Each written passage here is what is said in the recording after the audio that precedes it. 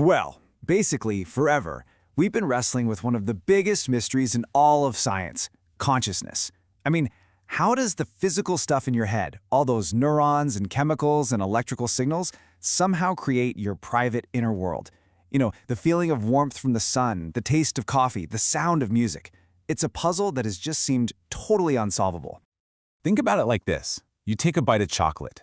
We can literally map every single neuron that fires. We can describe the chemistry, the physics, the whole biological cascade in excruciating detail.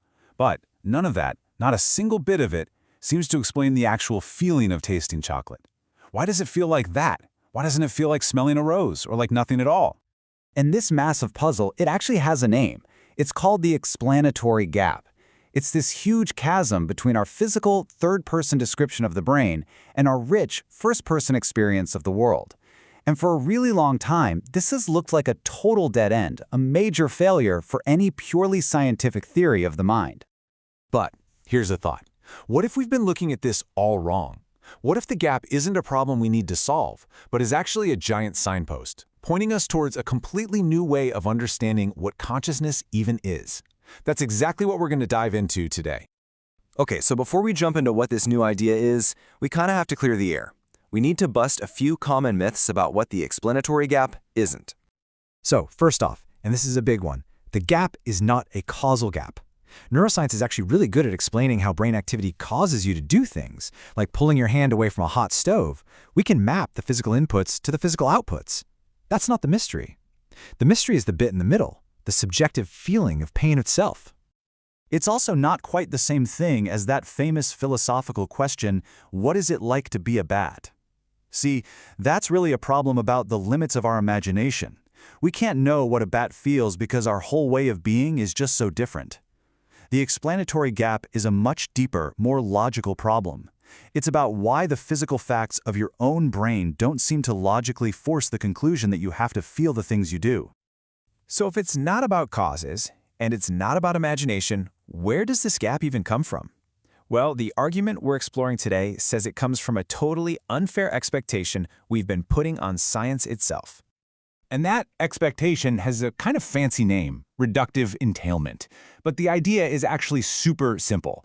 It's the belief that if you know everything about the tiny little building blocks of a system, you should be able to predict everything about the system as a whole. You understand H2O molecules, so you can figure out why water is wet. And for a long time, we've just assumed consciousness should work the same way. And look, this whole reductionist approach, breaking things down to their smallest parts, has been ridiculously successful in science. It's how we figured out so much about the world. But it has this hidden assumption baked right in, that all the really important information is locked away inside the parts themselves. But what happens when that's just not the whole story? What if, for some things, the way the parts are put together, their structure, their pattern, their organization, creates something totally new that you could never, ever see just by looking at the parts one by one? And that question right there leads us directly to the core of this whole new framework.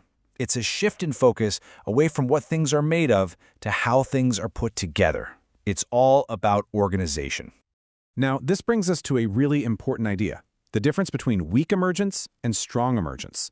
Weak emergence is the familiar kind, the wetness of water, right? It's a complex property, but you can ultimately figure it out from how H2O molecules interact. Strong emergence, though, is different. A perfect example is a traffic jam. The slowness of a traffic jam isn't a property of any single car. A car has a top speed, not a slowness. That slowness only exists because of the global organization of all the cars on the road. You can't understand it by studying one car. So here's the central claim. Consciousness is a strongly emergent phenomenon. The feeling of tasting chocolate isn't hiding inside a neuron. It's not in a synapse. It's a property that arises from the massive, dynamic, complex organization of the whole system working together. And this isn't just some vague philosophical hand-waving. It's actually supported by some really interesting scientific theories. For instance, one theory tries to explain why specific organizational patterns give rise to experience. It has to do with things like feedback loops and resonance. Another one explains how a physical system like the brain can even build and maintain this unbelievable level of complex organization to begin with. Okay, I know this might sound a bit abstract, so let me give you a really cool, concrete example.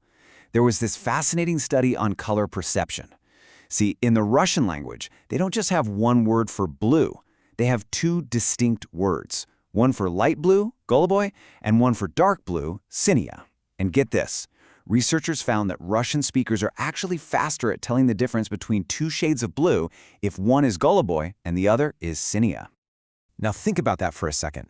The physical reality is identical for everyone. It's the same light waves hitting the same kind of eyeball. But because of a different organizational structure at a higher level, in this case language, their actual perceptual experience is different. The distinction between the colors is just more real to them. It's a perfect example of how organization shapes reality. So let's bring it all back home. How does this whole new organizational framework change our view of the explanatory gap? There's a quote from the source material that just nails this new perspective perfectly. It says, "The explanatory gap is inevitable but bridgeable." Let's break down what that really means. Okay, so it's inevitable because if consciousness is strongly emergent, you will never be able to get the feeling of chocolate just by studying neurons. It's impossible. The old expectation of reduction was just wrong. But, and this is the amazing part, it's bridgeable. We don't need to derive it from the parts. Instead, we can build a bridge of understanding by explaining the organizational principles and the mechanisms that generate that feeling in the first place. So our new understanding looks something like this. Step 1.